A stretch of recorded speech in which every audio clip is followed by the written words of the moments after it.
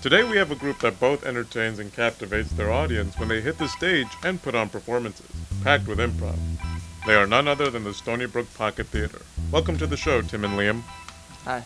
Thank you. It's really great to have you guys here. I mean, we've been a fan of your of Pocket Theater's work for quite some time now, so it's really great to have you on the show. Excellent.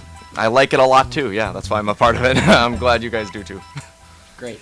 Well, hopefully you can help us out today, guys. Over the last couple of weeks, we have been discussing with our guests ways for students to focus their talents and hone their skills so that when they graduate, they are prepared for the real world. Last week with Susan Murphy of WLIW 21, we talked about communication skills. But so many students at Stony Brook University and around the United States have trouble doing what you two do, and the rest of Pocket Theater do best. Having the confidence to just get out there. Confidence is something many young adults have trouble showing. Anxiety has now surpassed depression as the most common mental health diagnosis among college students, though depression too is on the rise. More than a half of students visiting campus clinics cite anxiety as a health concern, according to a recent study that more than 100,000 students nationwide by the Center of Collegiate Health of Mental Health at Penn State has cited. Nearly 1 in 6 college students has been diagnosed with or treated for anxiety within the last 12 months. The annual national survey by the American College Health Association says some of it is related to the anxiety of meeting new people or applying for jobs that terrifies them and destroys their confidence. So how do you, as performers, put aside these nerves and overwhelming thoughts on and off stage? Well, I think it's tough. There was a period in my life towards the end of my my time in high school where I had severe anxiety issues, and I would not be able to go on stage for a while. So a lot of that is just dealing with time and dealing with the issue in itself, and then when you have to go on stage, it's like you just gotta just break through it. It's kind of like just this wall of anxiety, and then you gotta love what you do. So I love doing theater, so I wasn't gonna let anything stop me, even if it was some crazy anxiety, or some sort of panic attack. I was just like, you know what, I gotta leave this to the side, and I just gotta go up there and I gotta do what I do.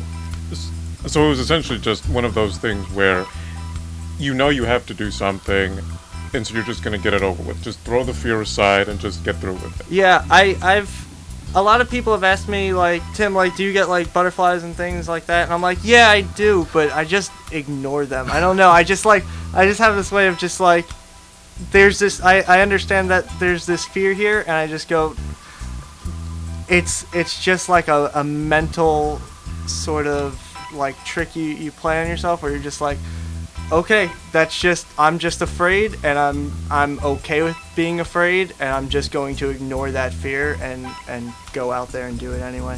I think it's funny, Tim and I were just talking last week about how we were both kind of unhappy people before improv started. I don't know if that's a misrepresentation, but I think, anyway, just to add to what Tim is saying, it helps that we have such a team, whether it's a play or an improv troupe.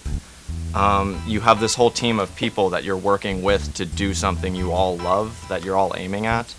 And it helps me, I think part of ignoring the anxiety, like Tim is saying, is you're not focusing on yourself, you're focusing on your partner out there on the stage.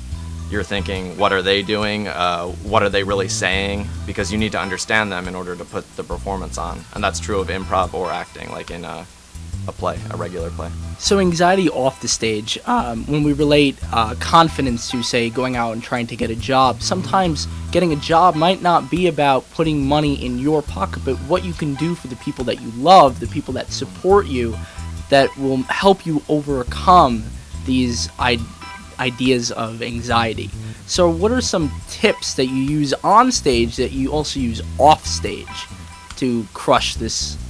Well, I like to have, you just have to have confidence in yourself, and you have to know, like, that you are good at what you do, or that at least you have the ability to do it, So once I get to the point of, like, oh man, I don't know if I can do this. I just have to remind myself, like, I've just been rehearsing for a month or so. You know, I've Yeah. my entire semester has been leading up to this point. Like, I know what I'm doing. You know, I've been doing this enough of that I shouldn't have to worry about can I do it or not. I know that I can. So I would say, yeah, preparation. We prepare so much for improv.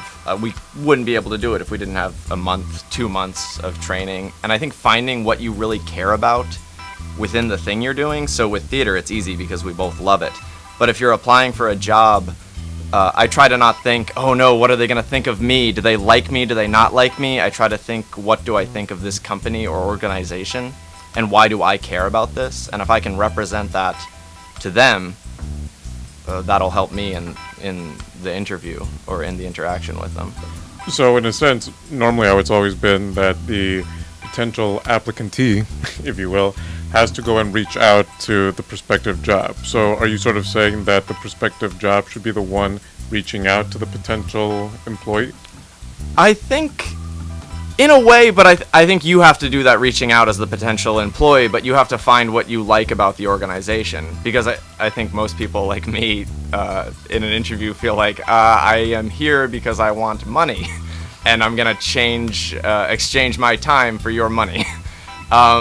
And then that makes you nervous because you don't really have a great reason to be there. But if you can find what you care about within the organization you're applying to. I mean, I was a bike mechanic when I was a kid, and I did it because I needed a summer job, but I also did it because I loved cycling.